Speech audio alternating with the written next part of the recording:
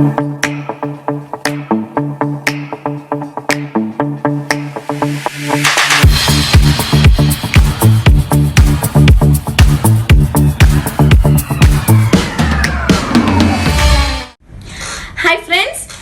To taste factory by Kerala cousins. ഞാനൊരു പുതിയ variety ഡിഷുമായിട്ട് വീണ്ടും നിങ്ങളുടെ മുന്നിൽ എത്തിയിരിക്കുകയാണ്.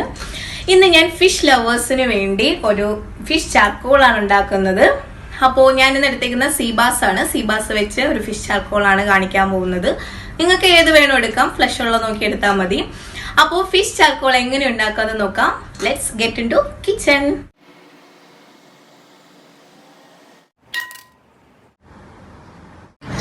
ഞാനിപ്പോൾ എടുത്തേക്കുന്ന മീൻ സീബാസ് ആണ്. അപ്പം നിങ്ങൾക്ക് ഇഷ്ടമുള്ള മീൻ എടുക്കാം, ഏതായാലും കുഴപ്പമില്ല. നാട്ടിലൊക്കെ കിട്ടുന്ന ഏത് മീനാണോ അതെടുക്കാം. നല്ല ഫ്ലഷ് ഉള്ള മീനായിരുന്നാൽ മതി. ഒരുപാടൊന്നും വേണ്ട, കുറച്ച് ഒന്ന് വരഞ്ഞെടുത്താൽ മതി. നമുക്ക് മസാലയൊക്കെ ഒന്ന് അകത്തോട്ട് പിടിക്കാനായിട്ടാണ്. അപ്പോൾ നമ്മുടെ ഫിഷ് ചാർക്കോൾ ചെയ്യാനുള്ള മസാലക്കൂട്ടിലേക്ക് നമുക്ക് കടക്കാം. എന്തൊക്കെയാണ് ആവശ്യമെന്ന് നോക്കാം. ഒരുപാട് മസാലയൊന്നും വേണ്ട, ഒരു സിമ്പിൾ ആയിട്ടുള്ളതാണ്. അപ്പോൾ ഞാൻ 2 ടേബിൾ സ്പൂൺ ഇഞ്ചിക്ക് ആവശ്യമായതാണ്. ഇത് ഒരു പീസ് എടുത്തിട്ടുണ്ട്. ഒരു 2 ടേബിൾ സ്പൂൺ വെളുത്തുള്ളി പേസ്റ്റ് വേണം, അതിനാണ് എടുത്തേക്കുന്നത്.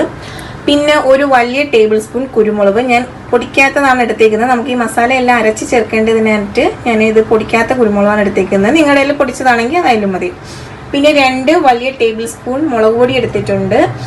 പിന്നെ കാശ്മീരി ആണെങ്കിൽ നിങ്ങൾ എരി കുറച്ചുകൂടെ വേണ്ടി വരും, അപ്പോൾ ഒരു ടേബിൾ സ്പൂൺ കൂടെ എടുക്കണം. ഒരു ടേബിൾ സ്പൂൺ മഞ്ഞൾപ്പൊടി എടുത്തിട്ടുണ്ട്, ചെറിയ ടേബിൾ സ്പൂൺ ആണ്.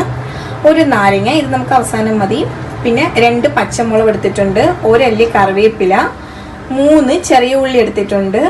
1 ടീസ്പൂൺ ഉപ്പ് എടുത്തിട്ടുണ്ട്. ഉപ്പ് നിങ്ങളുടെ ആവശ്യത്തിന് കൂട്ടുകയും കുറയ്ക്കുകയും ചെയ്യാം. പിന്നെ ഒലിവ് ഓയിൽ എടുത്തിട്ടുണ്ട്. ഒലിവ് ഓയിൽ ഞാൻ പൽമറായിട്ടാണ് എടുത്തേക്കുന്നത്. നിങ്ങൾക്ക് ഏതാണോ അതായാലും, ഏത് ഒലിവ് ഓയിൽ ആയാലും മതി. ഒലിവ് ഓയിൽ എടുത്തിട്ടുണ്ട്. നമുക്ക് ഈ മസാല എല്ലാം കൂടി ഇട്ട് നന്നായിട്ട് പേസ്റ്റ് ആക്കി എടുക്കണം. എല്ലാം കൂടെ ഒരുമിച്ച്. നാരങ്ങ ഇപ്പോൾ യൂസ് ചെയ്യണ്ട, അത് മസാല എല്ലാം പേസ്റ്റ് ആക്കിയിട്ട് അതിലൊഴിക്കാം.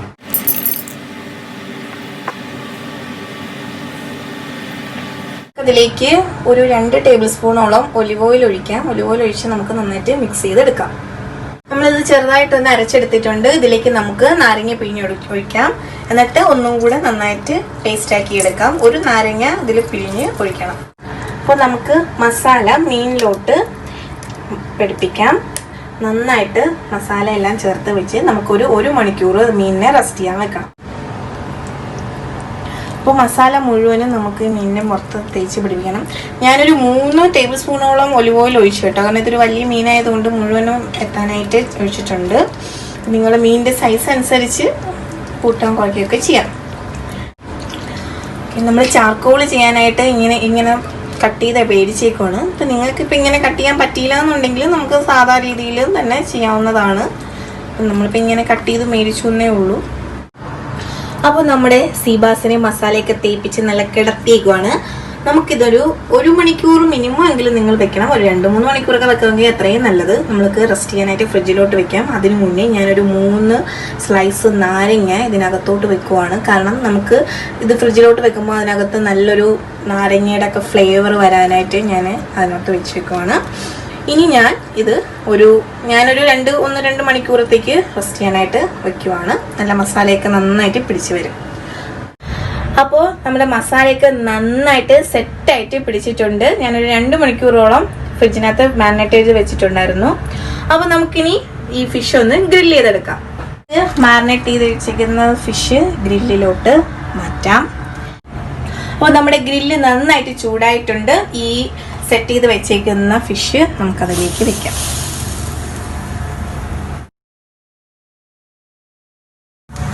അപ്പോൾ നമ്മുടെ ഫിഷ് ഒരു ഹാഫ് ഗ്രില്ലായിട്ട് വന്നിട്ടുണ്ട്.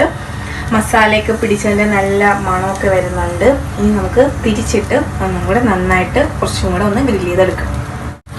അപ്പോൾ നമ്മുടെ ഫിഷ് നല്ല ക്രിസ്പി ആയിട്ട് ഗ്രില്ല് ചെയ്ത് കിട്ടിയിട്ടുണ്ട്. നമുക്കിനി ഇത് സെർവ് ചെയ്യാം. അപ്പോൾ നമ്മുടെ ഫിഷ് ചാർക്കോൾ ഇവിടെ റെഡി ആയിട്ടുണ്ട്. നമ്മളിവിടെ കഴിക്കാനായിട്ട് സെർവ് ചെയ്ത് വെച്ചേക്കുവാണ്. കാണുമ്പോൾ തന്നെ നല്ലൊരു ടേസ്റ്റിയാണെന്ന് എല്ലാവർക്കും മനസ്സിലാവും. എല്ലാവരും ഇത് ട്രൈ ചെയ്ത് നോക്കണം. വളരെ ടേസ്റ്റിയാണ്, നല്ല സ്പൈസിയുമാണ്.